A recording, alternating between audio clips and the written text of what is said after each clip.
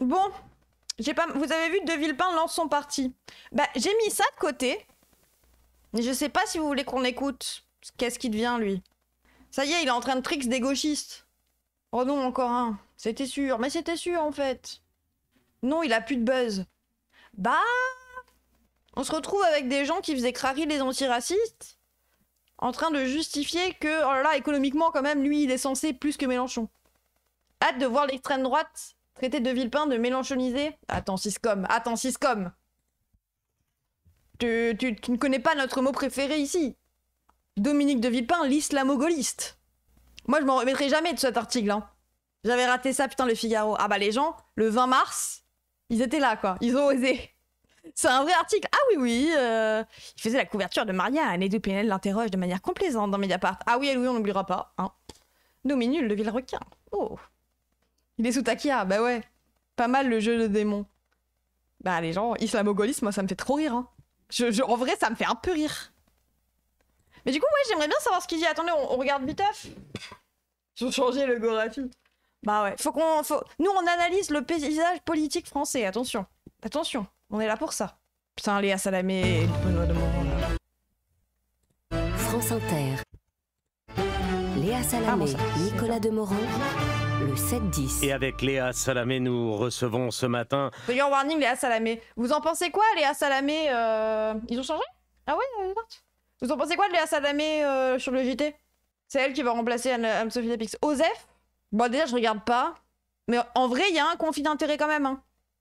Moi, je le vois quand même, le conflit d'intérêt. Après, pour moi, c'est plus son mec qui devrait quitter la politique que elle qui devrait quitter... Son mari, c'est Glucksmann. C'est pas net. Bah, imaginez... Alors non, mais de base, quand tu te présentes en tant que à la présidentielle, j'ai vu qu'elle en parler en premier, mais du coup, je connaissais pas. Bah, ça va être chaud pour Emmanuel 2027, ça va pousser Glucksmann. Non, mais si Glucksmann devient président, les journalistes même, bah oui, les gens. Si Glucksmann devient président... Ils suivent déjà Glucksmann. Mais moi, c'est pas pour la campagne. C'est si Glucksmann devient président. Dis pas ça, ça arrivera pas. Mais le but d'une présidentielle, c'est de devenir président. Si Glucksmann devient président, ça veut dire que Salamé... Enfin, on a le chef du pays, le président, c'est Glucksmann, et sa femme qui présente la première chaîne d'information publique. C'est sa femme qui présente le JT sur la chaîne d'information... Bizarre. Elle est obligée de démissionner, elle démissionnera. Putain, mais pour moi, c'est plus à lui de démissionner qu'elle. Hein. Elle est plus dans le milieu que lui. Hein. Théorie irréaliste totale. Bah, je sais, mais bon. Désolé, pour moi, c'est pas un bon mari. Hein. Conflicto d'intérêt tôt? Bah, peut-être. Rien que le fait qu'il soit candidat. Bah, pour l'instant, il s'est pas annoncé, si. Déjà que la femme d'un candidat présente le JT, c'est bizarre. Bah, oui, aussi. Hein. Après, au moins, moi, je trouve quand même ça plus neutre. Alors, ça semble débile, hein. Mais je trouve ça plus neutre, un journaliste qui dit pour qui il vote. Pour moi, d'ailleurs, ça devrait être nécessaire. Genre, je trouve que quand t'es au courant de ce que pense la personne qui te parle, tu peux au moins y réfléchir, tu peux au moins le prendre en considération, quoi. Oui, réel. Bah, ça peut sembler bizarre, genre c'est neutre, mais la personne, ta agence, te dit ton vote. Mais tout à fait d'accord, pas si bête. Bah, je sais pas. Ils auraient tellement honte. Je sais pas. Oui, ça serait transparent, mais je trouve que ça rajoute de la neutralité. C'est impossible d'être neutre, mais ça rajoute de la neutralité. Le neutre n'existe pas. C'est pour ça que je dis plus neutre. J'ai pas dit que c'était neutre. C'est le cas en Allemagne, je crois. Quand on écoute souvent un journaliste, tu peux sentir pour qui il vote. Ouais, mais on n'arrive pas à se mettre d'accord. Hein. Pour moi, Hugo Décrypte, il vote Macron. Non, il vote Mélenchon. Putain, le lapsus. Pas faux, mais c'est à cause de la dérive médiatique. À la base, un journaliste est censé être impartial. Mais c'est impossible. Personne n'est impartial. C'est pas possible. Ils disent leurs opinions, oui, mais pas obligé que les gens de déclarer leur vote, puis impossible à vérifier. Oui, bien sûr, mais pour moi, si le principe de bonne foi, il est... Hugo vote le vieux, pour moi, oui. Hein. Bon, allez, toute la droite est persuadée que les médias sont de gauche. Oui, et pour nous, ils sont tous de droite. Au bout d'un moment, bon... Même Guillaume Meurice. Guillaume Meurice, pour vous, il vote PS. Et pour moi, ça veut dire à quel point vous êtes d'élus. On devrait se faire tatouer notre parti sur le front pour simplifier les choses. Bah non, tu peux en changer. Meurice Poutou. Ah ouais, tu penses que ça sert à rien comme ça? Ouais, un moyen. Petit journaliste bourgeois qui veut pas vraiment que ça change. Il vote NPA.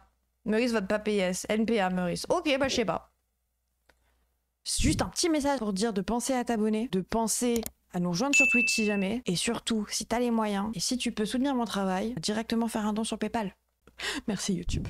Un ancien Premier ministre, ancien ministre des Affaires étrangères. Écoutons un peu ça. Il publie Le pouvoir de dire non chez Flammarion, livre qui sera en librairie demain. Vos questions et réactions au 01 45 24 7000 et sur l'application de Radio France. Dominique de Villepin, bonjour. Bonjour. Et bienvenue au micro d'Inter. Vous publiez donc ce pouvoir de dire non. Nicolas Devray-Chiant, là. Un texte à votre image, enflammé, lyrique, habité, où vous analysez les bouleversements mondiaux. J'aime pas l'idée d'avoir la transparence sur les votes. Bah, au moins une idée, tu vois.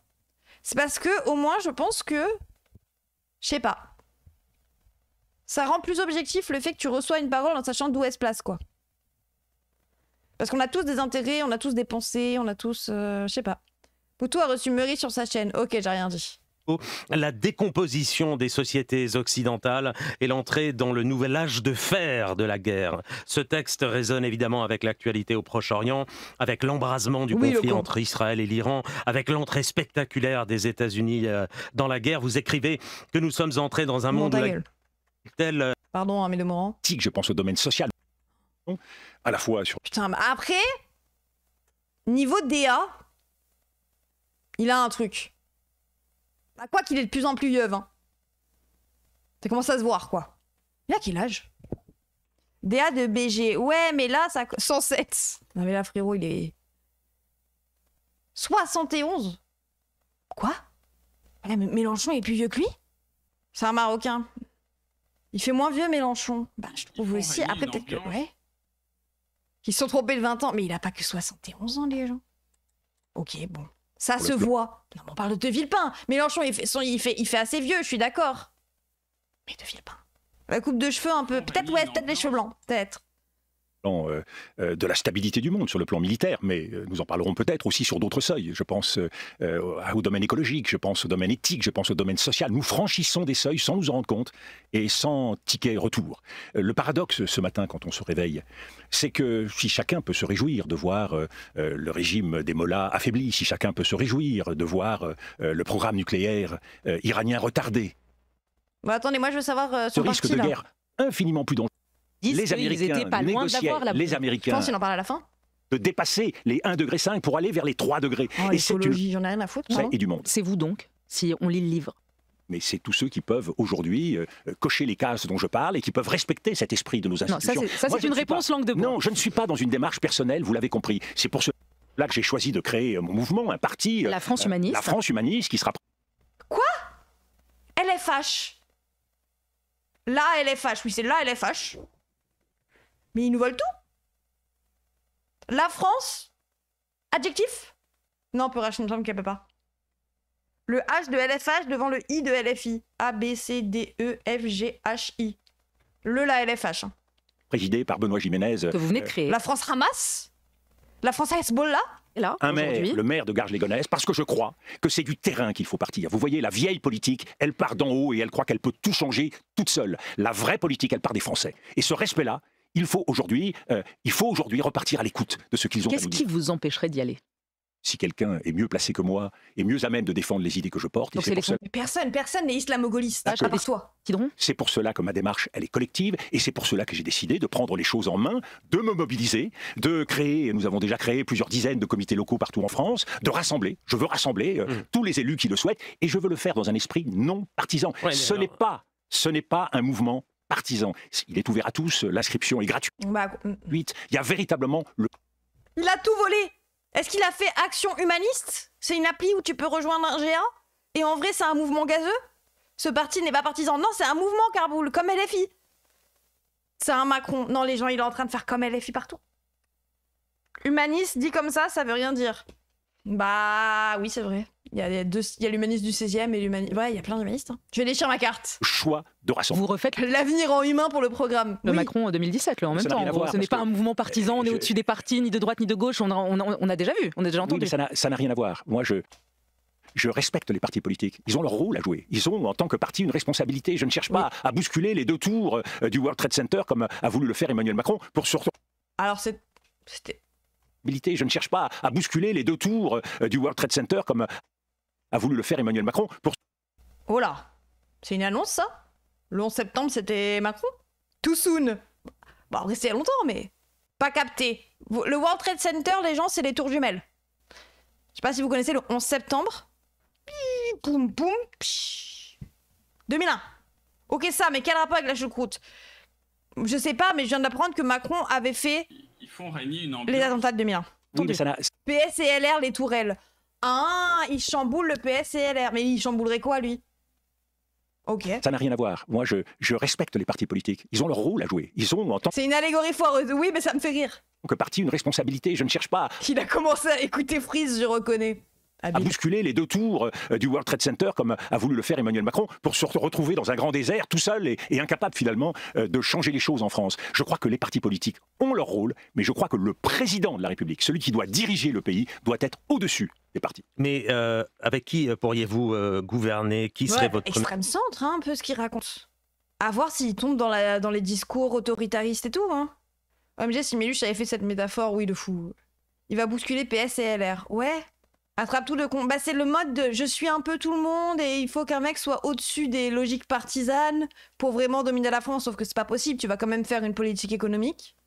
Elle peut pas être et de gauche et de droite. Elle peut pas être libérale et protectionniste en même temps. Genre, c'est où tu décides qu'il y a plus d'entreprises privées ou il y en a moins. Je sais pas. Il sera du centre. Non, mais faut arrêter de voir la politique comme droite-gauche, les gens. En fait, les mots droite et gauche vous ont matrixé. Parce que du coup, vous imaginez que ça veut dire il y a une droite et une gauche et il y a des hauts milieux. Donc tu peux être au milieu de la droite et de la gauche, t'es un peu... Non. Vous voyez ça comme un triangle. T'es ou à droite, ou à gauche, ou au triangle. Mais les trois n'ont aucun voir. Le centre n'est pas au milieu des deux. C'est une autre logique. C'est une logique bien plus libérale. Haut ou bas. Ben non, haut ou bas, ça veut dire qu'il y a un moyen. Il y a médium. Il n'y a pas de droite, c'est un fer à cheval. Ben, c'est genre, le centre n'est pas entre la gauche et la droite. C'est bizarre à dire comme ça. Mais il y a un centre, ouais, c'est des degrés. C'est un espace n dimensions. Ben, c'est en mode, le centre, c'est encore un autre prisme que droite et gauche. Pour moi, gauche-droite, c'est socialiste-capitalisme. Ouais, mais non, ça marche pas comme ça. Parce qu'il y a d'autres notions. Il y a des notions d'universalisme, il y a des notions de plein de choses. Ah bon? Bah oui. C'est pour ça qu'il y a un extrême centre, les gens. En soi, tu peux faire du socialisme, tu peux faire de l'égalité entre certaines personnes et en exclure d'autres. Et là, t'es l'extrême droite. Tu peux avoir des valeurs communistes et être d'extrême droite. C'est ça le truc. Faut pas se faire gaslight, hein. Le fer à cheval, c'est la merde qui raconte que les extrêmes se rejoignent. Oui, oui, c'est pour ça que moi je parle d'un triangle. C'est tridimensionnel. Je regarde gauche, haut, si vous voulez. Ministre, votre ministre des Affaires étrangères, votre ministre de l'économie, des gens de l'actuelle majorité, des gens du PS, des insoumis. Il faut faire avec ce qu'on a. Hein. Donc je viens de décrire un paysage là. Oui, Dominique, vous venez surtout de me décrire un fond de casserole, ce qui n'est pas du tout l'approche que j'ai de la politique. Je crois que la politique, c'est d'abord de montrer qu'il y a un... Tu peux pas être communiste et d'extrême droite. Bah tu places où Staline? Faux communiste? Ah non, les gens, il y avait des logiques communistes chez Staline. Par contre, c'était prendre tous les étrangers, être nationaliste et prendre tous les étrangers pour les foutre dans des camps. C'est juste un extrême droitard, oui, mais c'est une extrême droite qui est différente puisqu'elle prêchait le droit commun et les intérêts communs de ceux qu'il estimait comme le prolétariat. Mais pas le lumpen prolétariat. Si tu étais handicapé, tu finissais au goulag. Si tu étais nanani...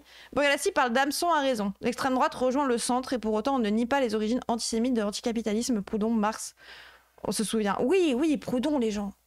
Proudhon et le malthusianisme. Hitler de gauche et Modem une autre gauche. Non, c'est pas ça. Bah non, au contraire, c'est ce que je dis d'extrême droite. Staline a trahi le communisme et il a enculé le nazisme aussi. Bah ouais, tu vois, il y a un truc... On dit le stalinisme pour une bonne raison. Bah oui, le stalinisme, c'est une espèce d'extrême droite qui se cache un peu sur des valeurs communistes quand même. Staline a soutenu la bourgeoisie soviétique. Oui, non mais aussi. J'aime bien le malthusianisme, moi. Alors non, on ne tue pas des gens et on ne donne pas... Mais non, parce que là, encore, tu prêches une inégalité des droits entre pauvres et riches. Hein. Faut pas. C'est une variante du communisme. Bah oui. Moi, je fais en plus ça comme ça. Mais du coup, c'est un mec d'extrême droite avec des valeurs qui se rapprochent parfois du communisme. Au chemin. Je prends un exemple ce matin, et c'était intéressant la présentation de la météo. Encore une journée chaude. On s'est habitué à des journées chaudes, à des épisodes caniculaires, on s'est habitué aux catastrophes naturelles. Mais aujourd'hui, l'exception devient la norme. Et cela, il faut le prendre au sérieux. Là encore, franchissement d'un seuil, nous sommes en train de dépasser les 1,5 degré pour aller vers les 3 degrés. Et c'est une catastrophe pour la planète. Et c'est pour ça que je propose que nous puissions nous fixer un objectif à 2050, d'inscrire dans la Constitution la neutralité carbone. Nous devons, nous Français, parce que nous devons donner l'exemple, être lucides sur le fait que nous changeons de monde, respecter ces seuils, être lucides et conscients des conséquences. C'est ça la citoyenneté. Et c'est en ça que nous pourrons faire nation. Vous voyez aujourd'hui, si notre pays est divisé sur les relations internationales, c'est parce que la diplomatie ne joue pas son rôle. La diplomatie n'est pas à la hauteur des enjeux. Une diplomatie dont nous pourrions être tous fiers, qui ne change pas tous les matins. En fait, pour moi, De Villepin, on l'a mis dans le formol trop longtemps. Vous voyez ce que je veux dire? C'est genre, il a fait une pause. Le monde a continué de tourner, mais pas lui. Et il arrive, et il se rend compte que maintenant, le prisme gauche-droite se fait aussi beaucoup sur le racisme. Alors qu'avant, un peu moins, voire beaucoup moins, voire énormément moins. C'était pas, plus t'es à droite, plus t'es obligé de RP raciste. Et de devenir raciste. Moi, j'ai l'impression qu'il y a des gens, ils sont à droite, ils sont devenus racistes parce qu'ils étaient de droite. Genre, avant, ça allait, ils l'étaient, mais pas à ce point. Et ils se sont radicalisés dans leur racisme parce que vu qu'ils sont à droite, ils sont obligés de suivre la logique. Genre, Attal, des trucs comme ça, tu vois. Encore un truc volé à LFI, la règle verte. Genre mon daron. Ouais. Alors avant, ils étaient quand même racistes. Je dis pas le contraire, mais avant, la gauche aussi était bien raciste, quoi. Et être de gauche, ça te pousse à être antiraciste pour pas t'en faire exclure, quoi. Fabien Roussel en est un bon exemple aussi. LR est un bon exemple. Oui, LR, il y a une radicalisation de... C'est Starco qui a déclenché ça. Ouais, de fou. Avant, c'était sale de montrer qu'on était raciste. Maintenant, ils s'en foutent. Maintenant, ils l'assument. La droite est une porte ouverte vers le racisme et les pires dominations. Pour le centre libéral, extrême centre. Ouais, sûrement. Mais même Macron, j'ai l'impression qu'il s'est radicalisé dans son racisme. Hein. Oui, voilà, ils sont décomplexés. Alors que la gauche est devenue un peu... Bon... un peu obligatoire de devenir antifasciste au moins, quoi. Avant, c'était plus le colonialisme silencieux face au racisme des magots. Oui, voilà. C'est pour ça qu'on peut dire que la gauche était raciste aussi. Hein. Parce que bon, la colonisation et la participation à Vichy, on en a à gauche aussi. Hein. Macron est conseillé que par les vieux d'extrême droite, évidemment, il s'est radicalisé. Ouais, aussi peut-être le pouvoir qui fait ça, hein, mais... La droite surfe de fou sur le racisme depuis que Mitterrand a fait monter le FN. Oui, mais maintenant même, ils se sont assimilés à ça. Genre Ciotti et le... Ouais. Le LR, bon. Le LR. Position qui ne soit pas une diplomatie girouette. C'est cela l'exercice du pouvoir. Et lui, il comprend pas, du coup. Il est en mode, non mais moi, c'est économique, les gens. Il reste 3 minutes, 2-3 questions courtes. Est-ce que vous aurez les signatures? Alors, si j'en crois le mouvement qui se crée aujourd'hui, je n'ai aucun doute sur le fait que nous aurons les signatures et la Ah merde, on oublie cette sauce. Capacité de financer une campagne le moment venu. Putain, on oublie cette sauce. Comment on fait si... Parce que là, pour l'instant, ils sont tous en train d'annoncer leur candidature. Mais le point noir aussi au fait qu'il y ait autant de candidatures. C'est vrai que du coup, il va nous coûter des sous. Non. Les candidatures. Ouais, il les aura. Moi, j'ai peur pour les 500 de Mélenchon. Non, ça, j'arrive à y croire. Mais ouais, municipal. Oui, déjà, allez voter au municipal, les gens. La gauche bourgeoise a son candidat. Bah non, Red Army, t'es pas précis. La gauche bourgeoise, elle aime pas trop De Villepin. Non. C'est de la gauche... C'est la droite antiraciste. C'est bizarre à dire. Mais il y a des gens qui sont antiracistes de facto. Parce qu'ils subissent des discriminations racistes souvent. Et qui ont voté Mélenchon par un peu... Bon, je vote Mélenchon, quoi. Et ensuite... Ouais, non mais Maillot Julien, t'inquiète. Et économiquement, ils sont quand même de droite, quoi. Droite antiraciste, faut peut-être pas forcer non plus. Bah c'est des gens qui sont antiracistes parce que... Non, Tanguy il est raciste, les gens, c'est pas pareil. Non, il y a des gens qui sont... profondément antiracistes, qui vont être en mode putain ouais on vote Mélenchon par défaut parce qu'on n'a pas le choix, mais qui en vrai le libéralisme ça les dérange pas, quoi. Oussama Hamar il vote De Villepin tous les jours, les gens. Oussama Hamar il vote De Villepin. C'est des gens qui ont voté Macron, quoi. Ils sont un peu progressistes mais en même temps ils aiment bien le libéralisme, ça les dérange pas. Ils sont pas forcément au courant des intérêts sur le colonialisme du libéralisme, mais moi libéral nazi, RP aussi, on les verra pas. Bah RP déjà, Anas Kazim, il avait pas eu ses 500 signatures. Hein. Pas antiraciste non plus, mais pas raciste. Ouais, peut-être. Les Marocains qui défendent la colonisation du Sahara occidental, mais qui votent Mélenchon. Ah, je ne dirai rien là-dessus. Mais bon. Je comprends pas la démarche, juste qu'il se passera jamais, et après c'est fini pour lui. Bah du coup, il a rien à perdre. On verra. Mais ouais, il lance son petit parti, la France humaniste, sur le même schéma qu'LFI. Ça me fume un peu de rire, quand même. C'est quand même un peu drôle. Nom des tiers, bah la France... Attendez, ils ont déjà un Wikipédia ou pas? Du coup, ils lancent son mouvement. Ah, ils ont un parti? Ils ont un site internet ou pas? La France humaniste. Waouh. CIA. Le fait que Place Publique sorte aussi vite quand on cherche le mouvement de Villepin. La France du bus, c'est mot? Bah, j'avoue que la France du bus, on pourrait faire un truc. Hein. Ah, ils ont pas de site officiel encore? Ouais, non, ils ont pas encore. Bah, force, hein. Ouais. Ouais. Le H juste avant le I dans l'alphabet, tout ça. Pour l'instant, on est bien, hein. Ouais, bah ouais. Ou du bus now, ou tout France du bus. Ils ont un site, http lafrancehumaniste.fr. Ah! Oh! Waouh, les jeunesses avec Macron, ça je reconnais. Hein. Mais on dirait le site de Macron en La République en marche. Devenez marcheur. Ça, c'est pour moi, c'est quand Macron a commencé. Il est en train de nous faire une Macron, là. C'est bon, il fait une Macron, les gens. C'est dégueulasse, immonde. Bah. Au fut, le plus important, c'est le terrain, ouais. En politique, c'est le site. Hein. Mouvement d'idées pour faire revivre la République, oui. Il y a ça aussi, www.villepin.fr. Quoi? J'arrive pas à cliquer. Ah, c'est un PNJ de lui? Ah non. On dirait un PNJ un peu. Un PNJ. C'est la France. L'islamo-gaullisme. Dominique de Villepin lance son parti comme me l'écrit un commentateur plein d'humour. C'est la France humaniste.